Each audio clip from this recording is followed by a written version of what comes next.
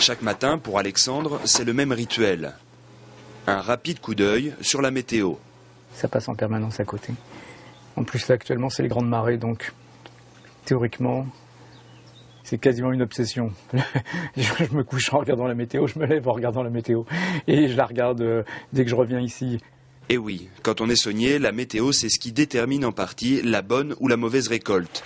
Il y a 2 ans, par exemple, la météo très clémente du début de saison a permis aux sauniers de tirer du sel dès le mois de mai pour s'arrêter en juillet. L'an dernier, schéma inverse. Dans ces conditions, difficile de savoir sur quel pied danser. On finit à force par devenir philosophe et de se dire on saura à la fin, on saura en septembre ou en octobre ce qu'on aura fait, puisque le printemps a vraiment promettait une très mauvaise saison.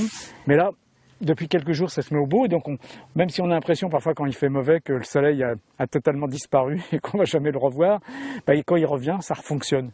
Un peu partout dans le Marais, les sauniers peaufinent donc le nettoyage des œillets qui produiront le futur sel pour être fin prêt le jour J.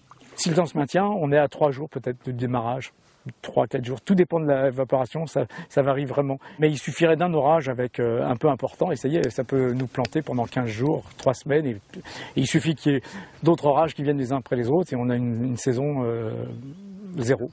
Beaucoup de sauniers de l'île ont déjà connu, au moins une fois dans leur carrière, une année où la production de sel est minime, voire nulle. Mais puisqu'aucune année ne se ressemble, Alexandre reste optimiste. D'ailleurs, il a déjà pu tirer les premières poignées de fleurs de sel, les précieux cristaux de l'île.